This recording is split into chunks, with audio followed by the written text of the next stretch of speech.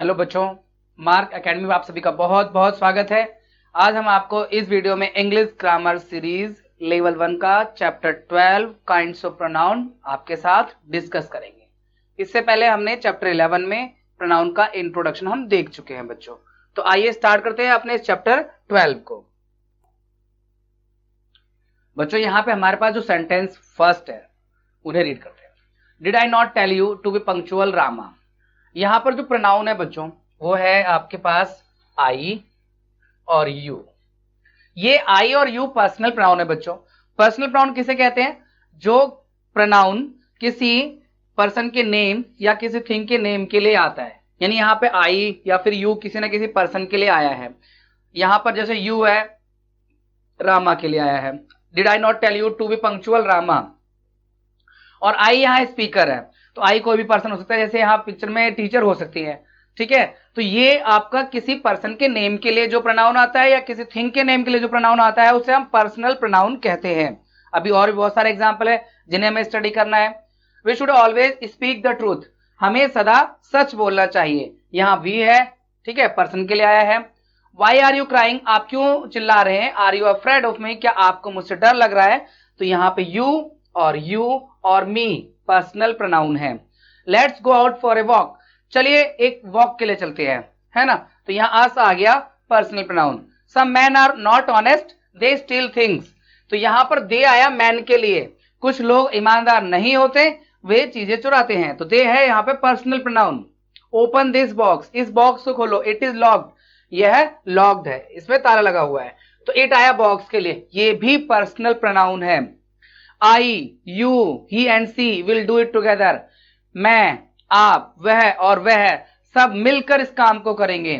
तो यहां पर I, you, he and she ये सभी पर्सनल प्रोनाउन है, साथ में इट भी पर्सनल प्रोनाउन है। तो पर्सनल प्रोनाउन क्या होते हैं बच्चों? ये आप यहां पर देख सकते हैं। Personal pronoun stands for the names of persons और थिंग्स। ठीक है ना। पर्सनल प्रोनाउन क्या होते हैं? जो किसी पर्सन के नेम के लिए आते हैं, उसके नाम की जगह पर आई वी यू दे आ जाता है, या किसी चीज के नाम की जगह पर वो पर्सनल प्रोनाउन इस्तेमाल हो जाता है। जैसे इट हो जाता है ना, दे हो जाता है, तो हम उसे पर्सनल प्रोनाउन कहते हैं बच्चों। पर्सनल प्रोनाउन भी 3 तरह के होते हैं, फर्स्ट पर्सन, सेकेंड पर्सन और थर्ड पर्सन। चलिए उसके बारे में भी समझ लेते हैं। फर्स्ट पर्सन क्या होता है? A pronoun referring to person speaking. यानी फर्स्ट पर्सन क्या होता है? जो स्पीकर होता है वो फर्स्ट पर्सन होता है। यानी यहां पर जैसे आई की फॉर्म मी होता है, वी या अस, ये फर्स्ट पर्सन होते हैं, है ना। तो pronoun referring to the person speaking is said to be of the first person. तो फर्स्ट पर्सन कौन होता है? स्पीकर। सेकेंड पर्सन क्या होता है?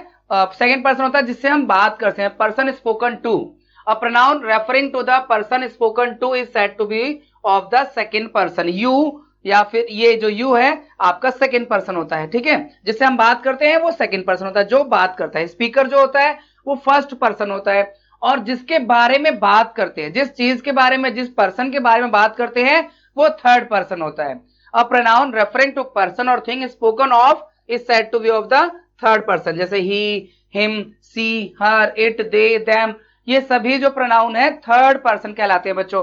थर्ड पर्सन में भी सिंगुलर होता है, प्लूरल होता है, डिटेल में हम बाद में जानेंगे, ठीक है। ऐसे ही आई सिंगुलर है फर्स्ट पर्सन में, वी प्लूरल है फर्स्ट पर्सन में, ठीक है। यू सिंगुलर के लिए भी इस्तेमाल होता है और प्लूरल के लिए भी इस्तेमाल होता है। यानी एक से ज्यादा लोगों के लिए भी यू इस्तेमाल करते हैं और एक पर्सन के लिए भी यू इस्तेमाल करते हैं। लेकिन एक आई जो होता है सिर्फ सिंगुलर होता है, वी जो होता है वो सिर्फ प्लूरल होता है। इसी तरह से ही सिंगुलर होता है, सी सिंगुलर होता है, इट सिंगुलर होता है। बट दे जो है, दे या उसकी जितनी फॉर्म्स होंगी वो सभी प्लूरल, यानी एक से ज्यादा लोगों के लिए या एक से ज्यादा चीजों के लिए इस्तेमाल होती है। तो हमने अभी क्या समझा बच्चों? हमने पढ़ा पर्सनल प्रोनाउन क्या होते हैं। पर्सनल प्रोनाउन वे वर्ड्स होते हैं। देखो प्रोनाउन क्या होते हैं ये तो पता ही है। तो प्रोनाउन वे वर्ड होते हैं जो नाउन के लिए आते हैं। तो पर्सनल प्रोनाउन कौन से होते हैं? पर्सनल प्रोनाउन वो होते हैं जो किसी पर्सन के नेम के लिए या किसी चीज के नेम के लिए आते हैं। अब पर्सनल प्रोनाउन 3 तरह के होते हैं। फर्स्ट पर्सन आई और वी और इसकी सारी फॉर्म्स। सेकंड पर्सन जिसके बारे में, जिससे हम बात करते हैं, यानी सेकंड पर्सन यू। और जिसके बारे में बात करते हैं वो थर्ड पर्सन होता है, ही, सी, इट, दे और इसकी जो भी फॉर्म्स होती है वो। तो स्पीकर कौन होता है? First person. स्पोकन टू कौन होता है? Second person. और स्पोकन ऑफ कौन होता है? थर्ड पर्सन होता है। इस तरह से बच्चों हमने पर्सनल प्रोनाउन कंप्लीट किया। अब ये नेक्स्ट प्रोनाउन हम समझने जा रहे हैं बच्चों। इन सेंटेंस में हम देखते हैं बच्चों, और क्या कौन सा प्रोनाउन समझेंगे वो भी हम देख लेते हैं। I myself saw him do it, मैंने खुद उसे ऐसा करते हुए देखा। इसकी हिंदी हुई मैंने खुद देखा उसे ऐसा करते हुए। Second sentence, we will see to it ourselves, इसे हम खुद देखेंगे। Third, you yourself can best explain, आप खुद ही अपने आप को अच्छे से एक्सप्लेन कर सकते हो। ही हिमसेल्फ सेड सो, उसने खुद ऐसा कहा। सी हर सेल्फ सेज सो, वह खुद ऐसा कहती है। We saw the president himself, हमने प्रेसिडेंट को देखा, यानी प्रेसिडेंट को ही देखा, किसी और को नहीं देखा। The town itself is not very large, शहर अपने आप में बहुत बड़ा नहीं है। टाउन मतलब कस्बा या शहर जो भी कहो। They themselves admitted their guilt, उन्होंने खुद ही अपनी गलती को एडमिट किया, अपनी गलती मानी। तो बच्चों इन सभी 8 सेंटेंस पे आप ध्यान से देखेंगे तो ये जो वर्ड इस्तेमाल किए गए हैं, जैसे कि यहां पर वर्ड इस्तेमाल किया गया myself, ourself, yourself, himself, herself, himself, itself और देम सेल्फ, ये सभी वर्ड रिफ्लेक्सिव एम्फेसाइजिंग प्रोनाउन है, जो एम्फेसिस करने के लिए, जोर देने के लिए, बल देने के लिए इस्तेमाल किए जाते हैं। जैसे मतलब हम अगर 5 सेंटेंस दोबारा से बात करें, सी हर सेल्फ से, वो खुद ऐसा कहती है, मतलब हम उस पर एम्फेसाइज कर रहे हैं, हम उस पर बल दे रहे हैं। अपनी बात पर बल देने के लिए हम जिस प्रोनाउन को इस्तेमाल करते हैं उसे कहते हैं एम्फेसाइजिंग प्रोनाउन। तो हम यहां पर शुरू के 8 एग्जाम्पल जो है ये एम्फेसाइजिंग प्रोनाउन के एग्जाम्पल हैं बच्चों। तो एम्फेसाइजिंग प्रोनाउन क्या होता है बच्चों? एम्फेसाइजिंग प्रोनाउन वे प्रोनाउन होते हैं जो एम्फेसिस करने के लिए, किसी बात पे जोर देने के लिए, बल देने के लिए उपयोग किए जाते हैं। जैसे मैं अब फर्स्ट सेंटेंस की अगर फिर से बात करूं, I myself saw him do it, मैंने खुद उसे ऐसा करते हुए देखा, यानी मैं कहीं ना कहीं अपनी बात पे जोर दे रहा हूं, अपनी बात पे बल दे रहा हूं। जैसे एक और एग्जाम्पल बात करते हैं, they themselves admitted their guilt, उन्होंने खुद अपनी गलती को माना। तो यहां पर उन्होंने खुद अपनी गलती को माना, यानी एम्फेसिस कर रहे हैं हम देमसेल्व्स की मदद से। तो यहां माई सेल्फ, पहले सेंटेंस है माई सेल्फ की मदद से। एम्फेसिस का मतलब जोर देना, अपनी बात पर बल देना, तो इन्हें हम कहते हैं एम्फेसाइजिंग। अब आप अगला सवाल ये आता है बच्चों, तो फिर एग्जाम्पल नंबर 9 से कौन से प्रोनाउन है? देखने में भी तो ये भी उसी की तरह ही लग रहे हैं। जैसे आप 6th में हिमसेल्फ देख रहे हो, 9th में भी तो हिमसेल्फ है। तो इन दोनों में फर्क क्या है फर्क बच्चों, मीनिंग का फर्क है। आप अभी समझेंगे इस बात को। चलिए आप मीनिंग को समझिए। 6 का मीनिंग है we saw the president himself, हमने प्रेसिडेंट को देखा, हमने प्रेसिडेंट को ही देखा, 6 की मीनिंग है। और देखो 9th की मीनिंग क्या है? The prisoner hanged himself, prisoner का मतलब कैदी, कैदी ने खुद को फांसी लगा ली।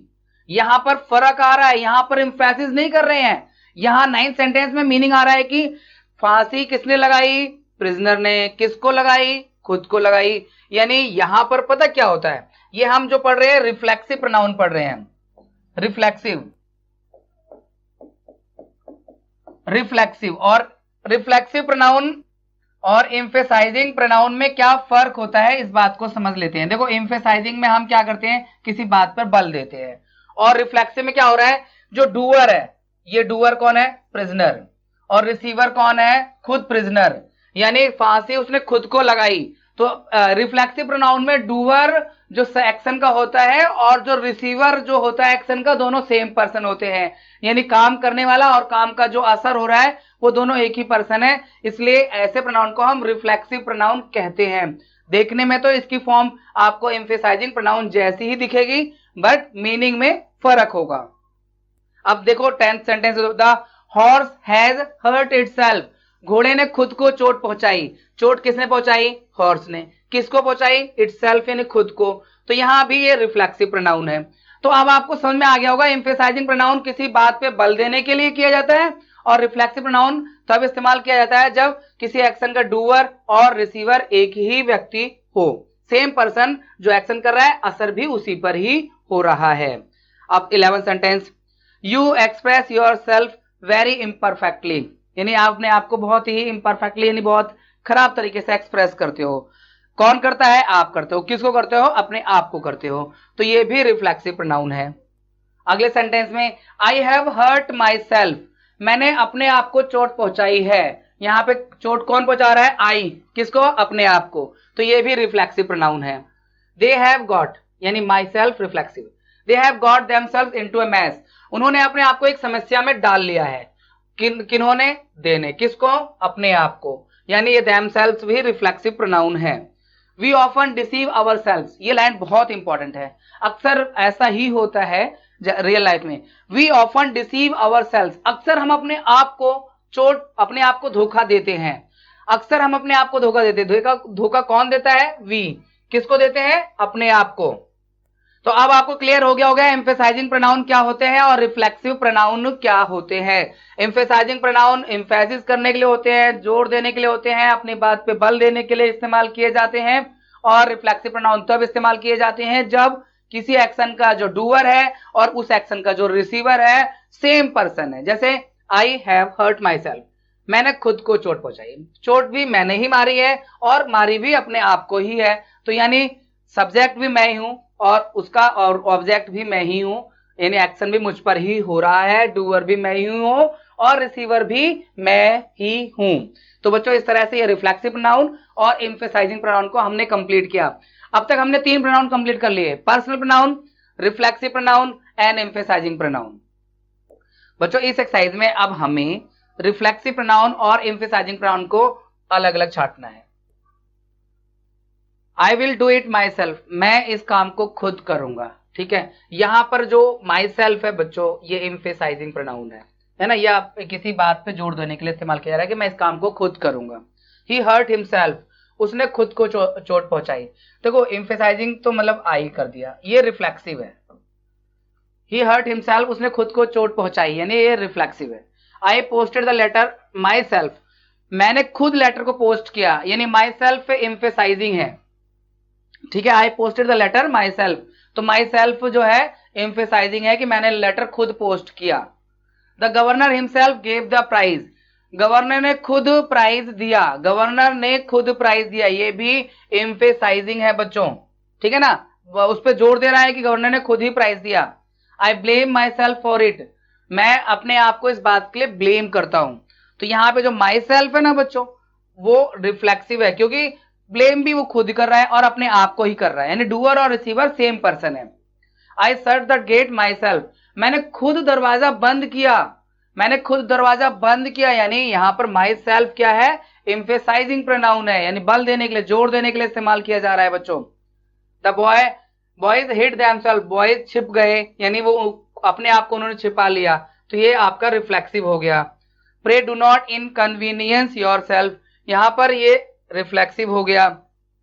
यू मे हर्ट योरसेल्फ, आप अपने आप को चोट पहुंचा सकते हैं, यहां पे ये भी रिफ्लेक्सिव है क्योंकि आप ही हर्ट कर रहे हैं, अपने आप को ही हर्ट कर रहे हैं। सी पॉइजन हरसेल्फ, उसने जहर खा लिया, है ना, तो यहां पर ये डूअर और रिसीवर सेम पर्सन है, तो ये भी रिफ्लेक्सिव है। He set himself a hard task, उसने अपने आप को कठिन कार्य पर लगाया, तो यहां पर उसने खुद को ही लगाया है, तो ये भी रिफ्लेक्सिव है बच्चों। We seldom see ourself as other see, हम कभी कभार ही अपने आप को उस तरह से देखते हैं जैसा हमें दूसरे लोग देखते हैं, तो यहाँ अवर सेल्फ भी रिफ्लेक्सिव है क्योंकि हम ही देखते हैं और अपने आप को देखते हैं, ऐसी यहाँ पर बात हो रही है बच्चों। तो रिफ्लेक्सिव कौन से होते हैं? जहां पर एक्शन का डूअर और रिसीवर सेम पर्सन होता है। और एम्फेसाइजिंग कौन से होते हैं? जहां पर हम किसी बात पे जोर देने के लिए इस्तेमाल करते हैं उस प्रोनाउन को, जैसे I will do it my self, इस काम को मैं खुद करूंगा। ठीक है, I shut the get my self, मैंने दरवाजा खुद बंद किया, तो ये सब एम्फेसाइजिंग का एग्जाम्पल हो जाता है बच्चों।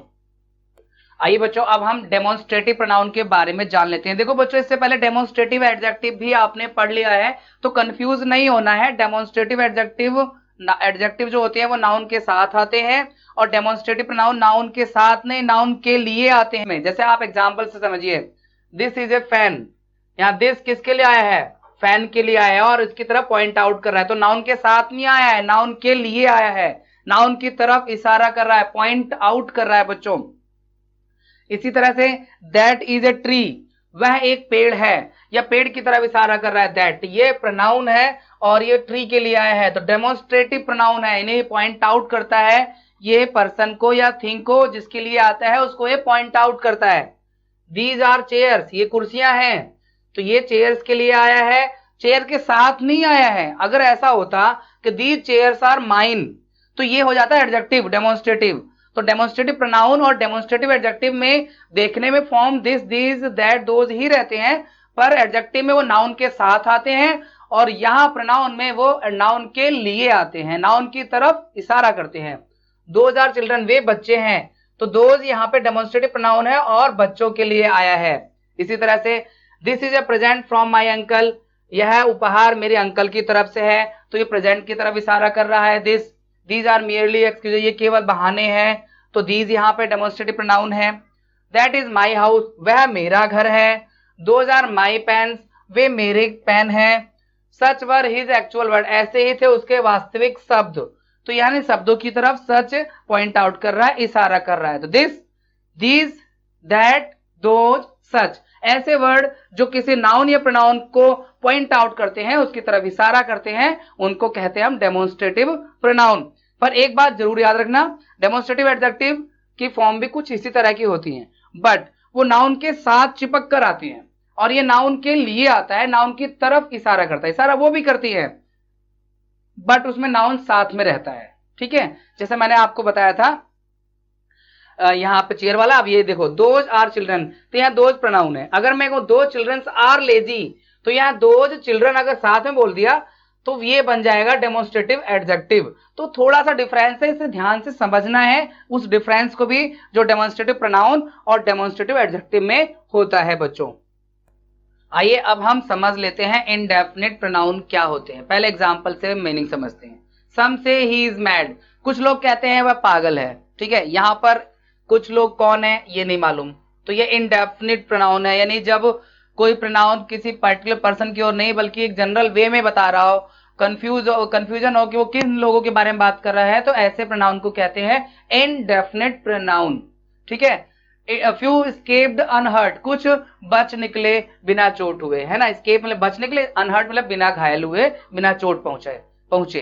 तो यहाँ फ्यू कुछ लोगों के लिए आए, पर वो कौन से लोग हैं यहाँ पे वो क्लियर नहीं है। ये इन वेग है, इन अ वेग का मतलब होता है नॉट वेरी क्लियर, या आप कह दें जनरल वे में।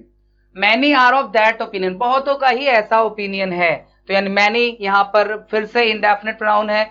ऑल वर ड्रॉन, सभी डूब गए, यहाँ पर भी ये इंडेफिनिट प्रोनाउन है। All. Do good to other, दूसरों के साथ अच्छा करो, यहाँ भी ये इंडेफिनिट है। None but fools have ever believed it, कोई और तो नहीं, नन मतलब कोई नहीं, केवल फूल्स ही इस बात पे बिलीव कर सकते हैं। One can not do just as one likes, कोई भी वैसा ही नहीं कर पाता है जैसा कि वह चाहता है। तो यहाँ दोनों जगह वन जो आया है वो इंडेफिनिट प्रोनाउन है। तो इंडेफिनिट प्रोनाउन क्या होते हैं? जो रेफर करते हैं पीपल या थिंग को इन अ, रेफर टू अ पीपल और थिंग इन जनरल, इन अ वेग और जनरल वे, ठीक है ना। जनरल वे में या इन अ वेग नॉट वेरी क्लियर, किस पर्सन की बात हो रही है, किस पीपल की बात हो रही है, ये उस प्रोनाउन से क्लियर नहीं होता, जनरल वे में होता है ना। ऑल वर ड्रॉन, सभी डूब गए, है ना। तो यहाँ पर ऑल में सभी आ गए, अब कौन कौन से लोग हैं वो तो यहाँ क्लियर नहीं है ना। तो इस तरह के प्रोनाउन को कहते हैं इनडेफिनिट प्रोनाउन बच्चों। अब हमें इस एक्सरसाइज में डेमोन्स्ट्रेटिव और इंडेफिनिट प्रोनाउन को बच्चों पिक करना है। Can any of you do this sum, आप में कोई इस सम को कर सकता है, तो यहाँ इनडेफिनिट प्रोनाउन हो गया एनी, ठीक है। और this is my book, that is yours, यहाँ दिस और दैट हो गया डेमोन्स्ट्रेटिव प्रोनाउन, जो यह मेरी बुक है वह आपकी है। One hardly knows what to do, यानी शायद ही किसी को पता होता है कि क्या करना है, तो वन यहाँ इनडेफिनिट प्रोनाउन हो गया। None can tell how it happened, कोई नहीं बता सकता ये कैसे हुआ, यहाँ नन हो गया indefinite pronoun. Give me one of those, मतलब उनमें से मुझे एक दे दो, तो यहाँ पर हो गया those demonstrative pronoun. No need to fear that, उससे डरने की कोई जरूरत नहीं है, तो यहाँ पर दैट हो गया आपका डेमोन्स्ट्रेटिव प्रोनाउन। तो दोज, दैट, दिस, दैट, ये सभी डेमोन्स्ट्रेटिव प्रोनाउन होते हैं बच्चों। इसके अलावा some were paid in gold, some in silver, कुछ को गोल्ड में पे किया गया, कुछ को सिल्वर में, तो यहाँ सम इंडेफिनिट प्रोनाउन हो गया और ये सम भी इंडेफिनिट प्रोनाउन होगा। These mangoes are not ripe, send us some ripe ones, तो यहाँ वंस हो गया इंडेफिनिट बच्चों, ठीक है ना। यहाँ पे दीज मैंगोज में आप इसे डेमोन्स्ट्रेटिव मत मानिएगा, ये डेमोन्स्ट्रेटिव प्रोनाउन नहीं एडजेक्टिव है, इसलिए ध्यान रखना। One can not help smiling at what he says, या वन इंडेफिनिट हो गया, this is certainly a mistake, this यहाँ पे डेमोन्स्ट्रेटिव प्रोनाउन हो गया बच्चों। तो इस तरह से आपने देखा कि डेमोन्स्ट्रेटिव प्रोनाउन क्या होते हैं, जो पॉइंट आउट करते हैं और वो किसी नाउन के लिए आते हैं, नाउन की तरफ इशारा करते हैं, पर वो नाउन के साथ चिपक कर नहीं आते क्योंकि वो डेमोन्स्ट्रेटिव एडजेक्टिव हो जाएंगे अगर ऐसा हुआ तो। और इंडेफिनिट प्रोनाउन वो होते हैं जो किसी इंडेफिनिट पर्सन या थिंग, यानी जनरल वे में बात करते हैं, किसी पर्टिकुलर पर्सन की बात नहीं करते, वो उसमें क्लियर नहीं होता वो किस पर्सन या किस थिंग की बात कर रहे हैं वो बच्चों। ठीक है, तो ये कंप्लीट एक्सरसाइज 2। अब हम समझ लेते हैं डिस्ट्रीब्यूटिव प्रोनाउन क्या होता है। तो डिस्ट्रीब्यूटिव प्रोनाउन क्या होता है बच्चों, पहले सेंटेंस पढ़ते हैं फिर उसके बारे में बात करते हैं। Each of the man received a reward, हर एक आदमी को यानी प्रत्येक आदमी को रिवॉर्ड मिला, यानी एक बार में बहुत सारे आदमियों में से एक की बात कर रहे हैं कि प्रत्येक को अवार्ड मिला।